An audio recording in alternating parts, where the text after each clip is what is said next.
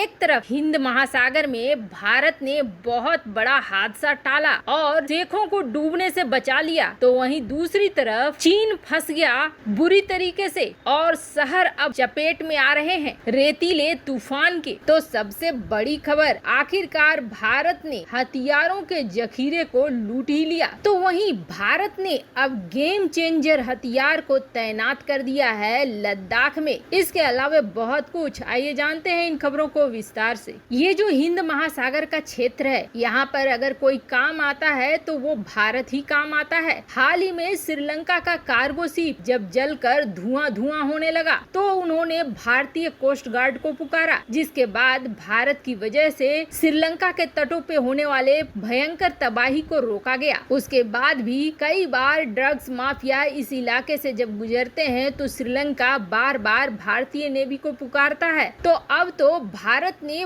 बहुत बड़ी मुसीबत टाल दी। बांग्लादेश से एक जहाज निकला यूएई के लिए और ये बहुत बड़ी मुसीबत में फंस गया। यहाँ तक कि नौबत ये आ गई कि क्रू मेंबर के साथ जल समाधि लेने को तैयार था। इस क्षेत्र में भारत ने उस जहाज को जल समाधि लेने से बचा लिया और ये भी साबित कर दिया कि इस क्षेत्र में भारत ही वो एकमात्र देश है जो क्विक रिस्पॉन्स देके ऐसे हालातों से निकाल सकता है, बचा सकता है। दरअसल एलपीजी से भरी हुई गैस का ये कार्गो शिप जा रहा था यूएई, लेकिन अचानक से बीच समंदर में इंजन खराब हो गया और कंट्रोल से ये बाहर जाने लगा। और इस जहाज में कुल 18 क्रू मेंबर थे, जिसमें से 8 भारतीय थे तो 9 यूक्रेन के रहने वाले थे। और आपको बता दें, बहुत बड़ा हादसा ये टला है, क्योंकि जब ये कंट्रोल से बाहर चला गया ये शिप तो ये सीधे मुंबई के पावर ग्रिड की तरफ बढ़ने लगा। अब ये पूरा एक्सीडेंट की ओर था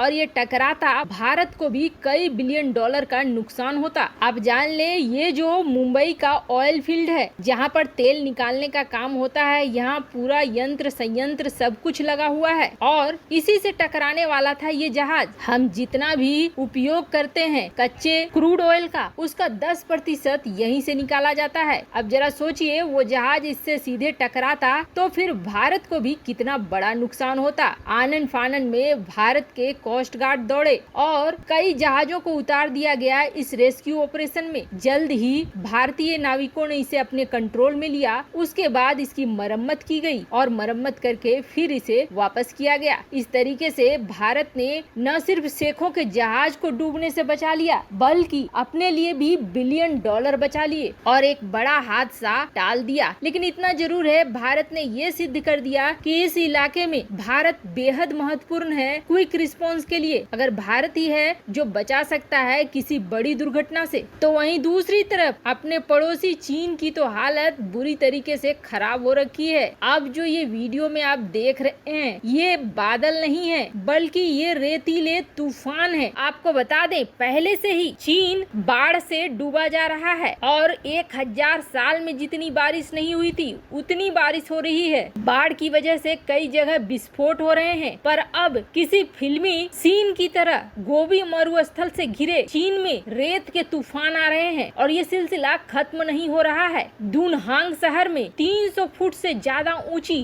रेत की दीवार बन गई जो पूरे शहर को जकड़ने लगी। हालात ये हो गया कि पूरा शहर दिखना बंद हो गया। ये पूरा खौफनाक नजारा कुछ उसी तरह से है जैसे कि आमतौर पर हॉलीवुड की फिल्मों में दिखाया जाता है। तूफान की वजह से आकाश नारंगी हो गया और सूरज छिप गया। बताया जा रहा है कि रेत का ये महातूफान रविवार को गोबी के रेगिस्तान से उठा था और इस तूफान का वीडियो सोशल मीडिया में शेयर किया जा रहा है, जिसे काफी लोग देख रहे हैं। इसमें नजर आ रहा है कि जब तूफान शहर में घुसा तो ऊंची ऊंची इमारतें भी दिखना बंद हो गयी। रेतीला तूफान आने के बाद पुलिस ने सभी प्रमुख रास्तों को बंद कर दिया, लोगों की आवाजाही पर रोक लगा दी गई और अचानक से ये रेतीला तूफान आ गया। रेत की वजह से 20 फुट तक कुछ भी दिखाई नहीं दे रहा था। रविवार को शाम 3 बजे ये तूफान आया। पास ही स्थित धूल भरी आंधियों में लोगों के सामान उड़ गए। हालात ये हो गई कि जो पर्यटक थे वो रेत से बचने के लिए एक साथ इकट्ठा होने लगे। चश्मा पहनना पड़ा, मास्क पहनना पड़ा। वैसे कुछ देर बाद ये तूफान शांत हो गया। अब ऐसा लगता है जैसे चीन के ऊपर प्रकृति पूरे गुस्से वाले मोड में है और अपना गुस्सा झल्लाहट निकाल रही है। तो वहीं दूसरी तरफ अब भारत ने इंडिया का गेम चेंजर ऐलान कर दिया है। क्या है ये गेम चेंजर? भारत ने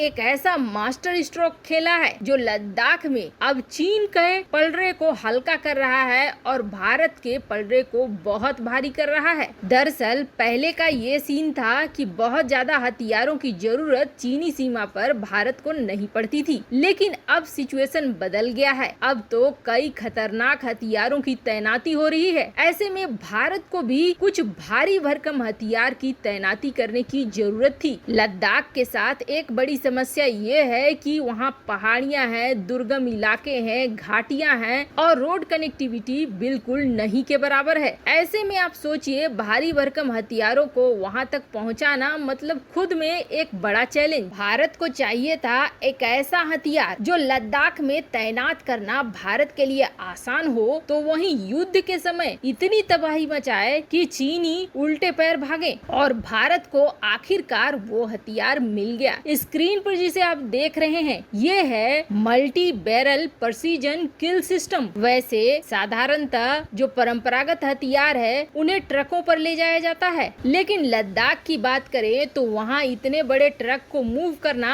आसान नहीं है। एक तो आप देख सकते हैं ये अपने साथ कितना ज्यादा फायर पावर लेकर चलता है, तो वहीं दूसरी तरफ ये टैंक की तरह बड़े आसानी से मूव करते हैं, पर टैंकों की तरह बड़े नहीं होते हैं, साइज में छोटे होते हैं। यानी लद्दाख की तंग घाटियों में, छोटी सड़कों में इसे मूव करना बहुत ही आसान है। और मजे की बात यह है कि ऐसे इलाके जहाँ सड़कें नहीं है, जमीन है, पथरीली जमीन है, तो वहाँ पर भी ये बड़ी आसानी से चल देता है। वैसे आपको बता दे ये गेम चेंजर हथियार बहुत जल्द सीमा पे खड़ा दिखने वाला है और इसकी फायर पावर देखिए, एक साथ ये 20 से 30 रॉकेट को दाग सकता है। मतलब एक साथ कितनी बड़ी तबाही। और रॉकेट की क्षमता 300 बैरल से ज्यादा के भी होंगे। यानी चीन की एक टुकड़ी को अगर मिटाना है तो 2 से 3 इस तरह के सिस्टम काम आ जाएंगे बहुत ही अच्छे तरीके से। भारत इसे जल्द से जल्द एक्वायर कर रहा है और जल्द ही इसकी तैनाती लद्दाख की सीमा पर होगी। जिस तरीके से लद्दाख में अपने सैनिकों की संख्या बढ़ा रहा है चीन और हथियारों की तैनाती कर रहा है, उसे काउंटर करने के लिए और बैलेंस करने के लिए भारत का ये मूव बेहद जरूरी था। और सच मानिए ये बिल्कुल गेम चेंजर होगा, क्योंकि यहाँ पर जहाँ टैंक भारी भरकम नहीं पहुँच पाएंगे, ये टैंक से 10 गुना ज्यादा क्षमता दिखलाएंगे, खास करके चीनी सेना के पैर उखाड़ने के लिए। अभी से ही इसकी तैनाती की प्रोसेस शुरू हो चुकी है और जल्द ही ये सीमा पर देखने को मिलेगा। वैसे आपको क्या लगता है, क्या चीन इसी तरीके से प्राकृतिक आपदा से ही खत्म हो जाएगा? कमेंट कर अपनी राय जरूर बताएं। जल्द मिलते हैं अगले वीडियो में नई खबर के साथ।